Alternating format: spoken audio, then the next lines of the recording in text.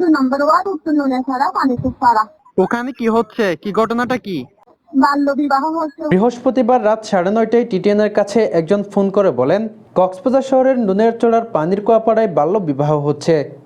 তারা 999-এ কল দিয়েও প্রতিকার পাচ্ছে না। পরে জেলা প্রশাসন পুলিশ প্রশাসনকে জানিয়ে সেখানে সরেজমিনে যায় টিম টিটিএন।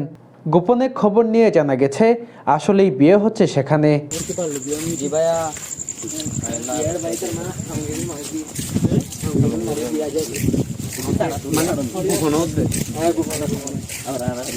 ঝুঁকি নিয়ে গিয়ে দেখা গেছে বিয়েবাড়ির সব আয়োজন করা হয়েছে।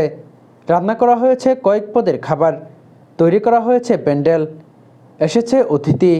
পরে পুলিশ আসে ঘটনাস্থলে, বন্ধ হয়ে যায় সব আয়োজন। তবে সমাজ কমিটির নেতা এবং পিতা জানালেন সেখানে বাল্য বিবাহ হচ্ছে না, বিয়ে করা হবে মর্মে চুক্তি করা হচ্ছে। মেয়েকে পড়ানোর প্রতিশ্রুতিও দিলেন পিতা।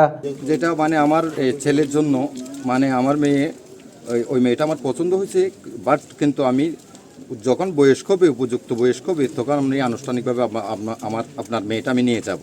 এরকমই আমরা যতটুকু জানি এটা কোনো বিয়েও না, এটা আপনাদেরকে সম্ভবত ভুল ইনফরমেশন দেওয়া হয়েছে।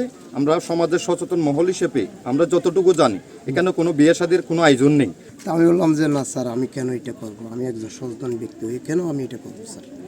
কারণ আমার মেয়ে যতদিন পর্যন্ত মেট্রিক পরীক্ষা দেবে না, 18 বছর পরিপূর্ণ হবে না, ততদিন পর্যন্ত আমি বিয়ে দিব না বলে আমি আপনাদের এখানে কমিটমেন্ট দিয়ে যাচ্ছি।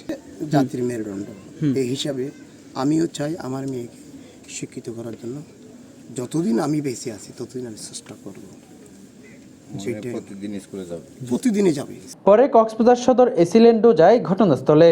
বাল্যবিবাহের শিকার হতে যাওয়া বালিকাটি কক্সবাজার সৈকত বালিকা উচ্চ বিদ্যালয়ের 8ম শ্রেণীর ছাত্রী, যার বয়স হয়েছে মাত্র 14 বছর। আব্দুর রশিদ মানিক, টিটিএন, কক্সবাজার।